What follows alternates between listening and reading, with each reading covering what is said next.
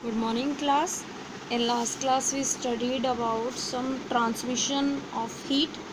आज हमें ये डीपली डिस्कस करना है। तो मैंने आप लोगों को बता दिया था ट्रांसमिशन ऑफ हीट में क्या होता है कि when two bodies are brought into contact, जब दो बॉडीज़ कांटेक्ट में आती हैं और हीट फ्लो करता है from higher temperature to other body at lower temperature, ये जो ट्रांसफ़र होता है हीट का ये कंटिन्यूस होता है और जब तक होता है जब तक दोनों बॉडीज़ में टेम्परेचर जो है वो सेम ना हो जाए। तो यहाँ पर डिफरेंट डिफरेंट ट्रांसमिशन मोड है, कंडक्शन, कन्वेक्शन, रेडिएशन। इसकी शॉर्ट फॉर्मेशन मैंने आप लोगों को समझा दी थी, तो अभी हम इसकी डीपली फॉर्मेशन पढ़ेंगे। तो फर्स्ट हम पढ़ रहे हैं कंडक्शन। कंडक्शन क्या होता है? In solid the constituent particle are very closely packed. Normally जो कंडक्शन है वो सॉलिड फॉर्मेशन में होता है, क्योंकि हमें पता है कि जो सॉलिड फॉर्मेशन है वो बहुत ज़्यादा क्लोजली पैक्ड होता है, उनके बीच में कोई स्पेस नहीं होता। They can only vibrate about their mean position, ये सिर्फ अपनी मीन पोजिशन पे वाइब्रेट करता है। When one end of a metallic strip और रोड इज़ हीटेड, कि अगर किसी मेटल की स्ट्रिप या रोड का, आयरन की कोई रोड लो और उसका एक साइड हम हीट करें, the particle at and absorb energy, तो जो एंड वाला पार्टिकल है वो एनर्जी एब्जॉर्ब करेगा and start vibrating more rapidly, और अपने साथ वाले जो पार्टिकल्स हैं उनको हीट देना स्टार्ट कर देगा, यानी start vibrating more rapidly. These rapidly vibrating particle collide with their neighbours, वही चीज़ कि वो अपने साथ वाले पार्टिकल से भी कोलाइड करेगा and transfer a part of heat energy to them, और उसको क्या करेगा? हीट एनर्जी देगा। मीन्स क्या है कि मानो मैंने एक ये लोहे की कोई भी आयरन की छड़ ले ली और मैं क्या कर रही हूँ, उसका ये निब वाले पॉइंट से ना इसको हीट कर रही हूँ। तो जब मैं इसको हीट करूँगी तो हीट करने के बाद क्या होगा, ये वाइब्रेशन स्टार्ट करेगा और अपने साथ वाले पार्टिकल्स को वाइब्रेशन देता रहेगा। मान लो मैं यहाँ से अगर इसे हीट कर रही हूँ तो यहाँ से लेके यहाँ तक ये पूरा हीट हो जाएगा। क्यों? क्योंकि मैं हीट तो यहाँ से कर रही हूँ, लेकिन ये क्या कर रहा है? मोड ट्रांसफ़र कर रहा है, क्योंकि एक सॉलिड चीज़ है और सॉलिड में क्या होता है? बिल्कुल भी स्पेस नहीं होता। तो अगर ये वाला हिस्सा गर्म है तो इसके साथ ये वाला भी गर्म हो जाएगा, क्योंकि ये एनर्जी क्या कर रहा है? ट्रांसफ़र कर रहा है। ठीक है, clear? Now as a result these particle also start more rapidly and in turn cause their neighbour to vibrate more rapidly. This process continue until the last particle, ये प्रोसेस तब तक होता रहता है जब तक लास्ट पार्टिकल तक जो चीज़ हम यूज़ कर रहे हैं, जो रोड यूज़ कर रहे हैं, वो पूरी की पूरी हीट ना हो जाए।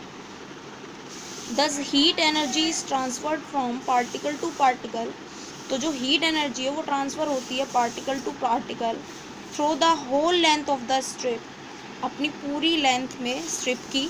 Therefore conduction is a mode of heat transfer, जो कंडक्शन मोड है हीट ट्रांसमिशन का, in which heat passes through a body from its hotter to the colder part, तो ये क्या ट्रांसमिट करता है? होटर से कोल्डर पार्ट तक ट्रांसफ़र करता है। From a hotter object to another, जो ज़्यादा गर्म ऑब्जेक्ट होता है उससे ठंडे पार्ट तक ये ट्रांसमिशन करता है, यानी जहाँ से हीट हो रहा है वहाँ पे गर्म पार्ट है और जहाँ से हमने उसको पकड़ा हुआ है वो ठंडा पार्ट है। तो गर्म होने वाले पार्ट से लेकर ठंडे पार्ट तक ये पूरा का पूरा जब तक हीट नहीं हो जाता तब तक ये ट्रांसमिशन बंद नहीं होता। तो कंडक्शन के लिए क्या प्रोसेस हमने पढ़ा कि कंडक्शन नॉर्मली सॉलिड फॉर्मेशन में होता है, क्योंकि वो क्लोजली पैक्ड होता है। अगर हम एक साइड से रोड गर्म कर रहे हैं तो वो वहाँ तक गर्म हो जाएगी जहाँ तक हमने उसको पकड़ा हुआ है, होल्ड किया हुआ है, और जब तक वो गर्म होती रहेगी जब तक उसका पूरी बॉडी जो रोड हम यूज़ कर रहे हैं वो पूरी की पूरी हीट नहीं हो जाती। ना कुछ कंडीशंस हैं for conduction of heat. Condition क्या है? दो कंडीशन है। The two object should be in contact, कि दोनों ऑब्जेक्ट क्या है? कॉन्टैक्ट में होने चाहिए।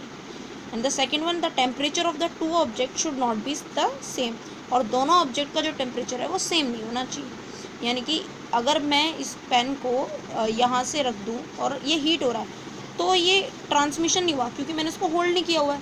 ठीक है, ये अपने आप ही पूरा गर्म हो जाएगा। और दूसरा उसने क्या बोला कि दोनों का टेम्परेचर सेम नहीं होना चाहिए, यानी दोनों साइड से ये हीट नहीं होना चाहिए, एक साइड से हीट होगा तभी वो ट्रांसफ़र होगा दूसरे पॉइंट तक। क्लियर?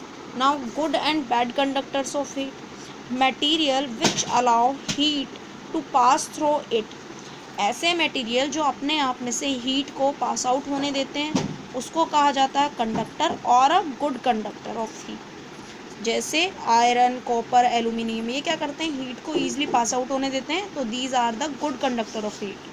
ठीक है, जितने भी मेटल्स होते हैं वो सारे के सारे गुड कंडक्टर ऑफ हीट होते हैं। जैसे ये एग्जांपल गिवन है, ये जितने भी ये मेटल हैं, brass, aluminium, cast iron, copper, ये सारे मेटल हैं, ये गुड कंडक्टर ऑफ हीट है। ठीक है, और ये बैड कंडक्टर ऑफ हीट है नॉर्मली प्लास्टिक। तो यहाँ पे प्रैक्टिकल एप्लीकेशन में दिया हुआ है bad conductor of heat. Bad conductor of heat के लिए क्या दिया हुआ है, cooking vessel are made of metal, कि जो खाना बनाने वाले बर्तन होते हैं वो सब मेटल के बने होते हैं, so that they can easily absorb heat. तो ये क्या करते हैं, ईजिली हीट को एब्जॉर्ब कर लेते हैं और फूड को ट्रांसफ़र कर देते हैं, तो खाना हमारा आराम से बन जाता है। ठीक है, तो ये गुड कंडक्टर की एप्लीकेशन है। ऐसी रेफ्रिजरेटर, एयर कंडीशनर हुए, ये कॉपर के बने होते हैं, ये भी हीट ईजिली कंडक्ट कर लेते हैं। सेम एज जो मरकरी होती है थर्मामीटर की, वो लिक्विड होती है, वो भी रूम टेम्परेचर पे लिक्विड होती है, क्योंकि वो भी गुड कंडक्टर ऑफ हीट है।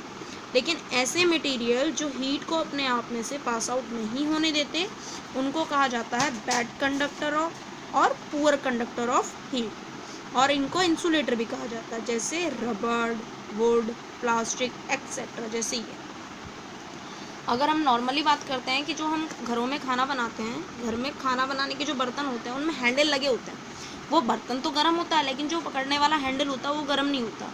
क्यों नहीं होता, कि वो नॉर्मली प्लास्टिक या रबड़ का बना होता है, जो बैड कंडक्टर ऑफ हीट है, तो वो हैंडल हमें गर्म नहीं लगता, वो बर्तन पूरा गर्म हो जाता है। तो इसकी भी कुछ प्रैक्टिकल एप्लीकेशंस हैं। प्रैक्टिकल एप्लीकेशंस क्या क्या हैं, we wear woollen clothes in winter, कि हम सर्दियों में गर्म कपड़े पहनते हैं। वुलन यार्न जो होता है वो बहुत सारी अमाउंट ऑफ हीट को ट्रैप्ड कर लेता है, मतलब जाल बना लेता है बहुत सारे धागों का, तो वो एयर का बैड कंडक्टर ऑफ हीट होता है। तो जो उसमें एयर जो होती है वो बैड कंडक्टर ऑफ हीट होती है, तो वो हमारी बॉडी में हीट को आने ही नहीं देता। यानी कि अगर हमने वुलन स्वेटर पहना हुआ है तो हमें ठंड नहीं लगेगी। क्यों नहीं लगेगी, क्योंकि एयर जो है वो बैड कंडक्टर ऑफ हीट है, और एक जाल बुना हुआ है कपड़ों का, और उसके पास आउट वो नहीं हो सकती। ठीक है, और वो अपनी हीट को भी बाहर नहीं जाने देता, क्योंकि वहाँ पे भी जाल है। तो जब हम गर्म कपड़े पहनते हैं तो हमारी बॉडी की हीट बाहर जाती है, ना बाहर की हीट हमारे अंदर आती है। Second, Eskimos make igloos out of some because snow contain a large amount of trapped area. जो ठंडे एरिया होते हैं वहाँ पे जो घर होते हैं वो इग्लू कहे जाते हैं, जो घर बनाए जाते हैं वो इग्लू के बनाए जाते हैं। नॉर्मली क्या करते हैं कि वहाँ पे जो घर होते हैं वो ऐसे बनाए जाते हैं कि उसमें भी एयर ना जाए। ठीक है, तो Eskimos make igloos out of snow because snow contain a large amount of trapped air which act as an insulator and keep the igloo warm. तो अगर वो बर्फ़ से ही बनाएंगे घर, जो है ठंडे एरिया में घर जो है वो बर्फ़ से ही बने होते हैं। क्यों बने होते हैं, क्योंकि वो एयर को अंदर पास आउट ही नहीं होने देते, और अंदर वाली जो भी एरिया है वो गर्म रहता है। एप्लीकेशन वही मैंने जो बर्तन बताई, इलेक्ट्रिकल केटल्स हुई, इलेक्ट्रिकल आयरन्स हुए, इलेक्ट्रिकल ओवन हुए, सोल्डरिंग रोड हुई, कुकिंग पैन हुए, यानी जितने भी किचन में यूज़ होने वाले बर्तन हैं उन सबका जो हैंडल होता है वो बैड कंडक्टर ऑफ हीट का बना होता है, यानी कि रबड़ या प्लास्टिक का बना होता है, जिससे वो हैंडल जो है हमें गर्म नहीं लगता। नाउ लास्ट वन, हेयर और फर। जो एनिमल के हेयर और फर होते हैं वो भी बैड कंडक्टर ऑफ हीट होते हैं, जो एनिमल्स को गर्म रखते हैं ठंड के दौरान। ठीक है, तो यहाँ पे हमने गुड कंडक्टर पढ़ा, बैड कंडक्टर पढ़ा और कंडक्शन पढ़ा। ठीक है, बाकी हमारे 2 टॉपिक बचते हैं, कन्वेक्शन और रेडिएशन, वो हम नेक्स्ट क्लास में पढ़ेंगे। Thank you.